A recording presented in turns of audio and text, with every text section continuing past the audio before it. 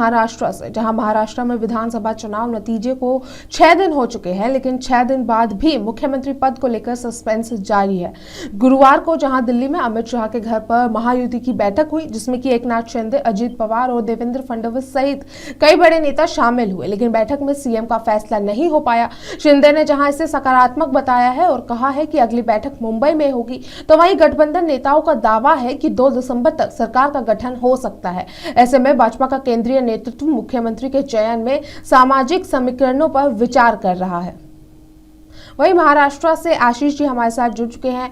आशीष जी, जो 2 दिसंबर तक जो है सरकार के गठन की बात की जा रही है, फिलहाल ये कितना मुमकिन होते दिख रहा है और क्या कुछ स्थिति फिलहाल महाराष्ट्र की राजनीति की बनी हुई है?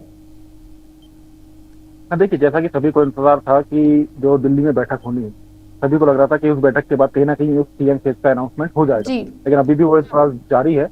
और कहीं ना कहीं अभी जो अटकलें लगाई जा रही हैं वो हो सकता है कि इस अनाउंसमेंट में 1-2 दिन का समय और लगे। तो जो एक टाइमलाइन एक जो सेट हुआ है वो हुआ है 2 या 5 के बीच में। इसलिए फिक्स नहीं है कि 2 तारीख को ही शपथ ग्रहण हो सकता है नए सीएम का।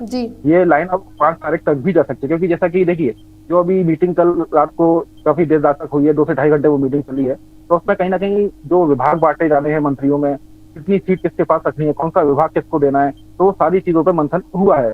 अब जैसे कि सारे नेता जो तीनों हैं, अजित पवार हो, चाहे देवेंद्र फडणवीस हो, चाहे हमारे एकनाथ शिंदे जी हो, वो मुंबई पहुंच चुके हैं। तो अब अहम बैठक जो होनी है वो इन तीनों के बीच होनी है, और इन तीनों के बीच जो बैठक होनी है उसी में डिसाइड किया जाएगा कि कब कैसे जो विभागों का बंटवारा होना है और कौन सीएम फेज को कब उसको प्रोजेक्ट करना है।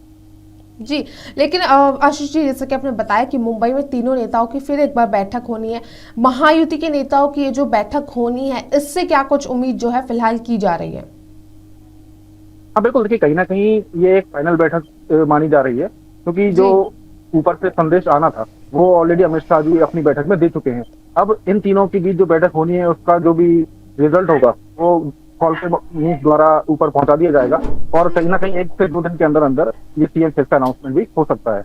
जी, लेकिन आशीष जी, जैसा कि हमने देखा कि कहीं ना कहीं शिंदे और अजित पवार भी लगातार समर्थन देते दिख रहे हैं। दोनों ये कह रहे हैं कि बीजेपी का हाईकमान जो डिसाइड करेगा वो फैसला माना जाएगा, लेकिन फिर ऐसा क्या कारण बन रहा है? क्या कोई गठबंधन में कहीं से असहमति बनती दिख रही है? क्योंकि नेताओं की बातों से ऐसा नहीं लग रहा, तो क्या वो कारण बन रहे हैं जिसकी वजह से अब तक 1 हफ्ते के भीतर भी सीएम पद का, सीएम चेहरे का अनाउंसमेंट नहीं हो पाई?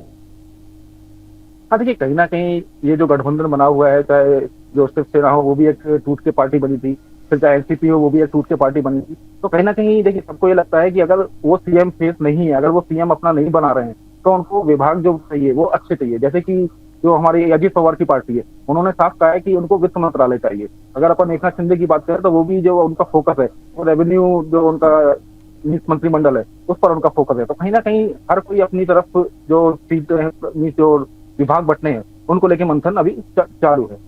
जी आशीष जी, लेकिन अगर बात करें जो भी मंत्रिमंडल अभी बनना है या सीएम पद में, इसमें ओबीसी या मराठा समीकरण को लेकर कोई चर्चा होती दिख रही है? हाँ बिल्कुल, देखिए महाराष्ट्र में जैसे कि मराठा चेहरा हमेशा एक एक्ट फैक्टर रहा है, तो कहीं ना कहीं इस बार यही अंदर से जो खबरें आ रही है वो यही आ रही है कि इस बार ओबीसी चेहरों को और मराठा चेहरों को ज्यादा तवज्जो दी जाएगी जो भी मंत्रिमंडल विस्तार होगा। जी आशीष जी, आपका बहुत बहुत शुक्रिया तमाम जानकारी के लिए।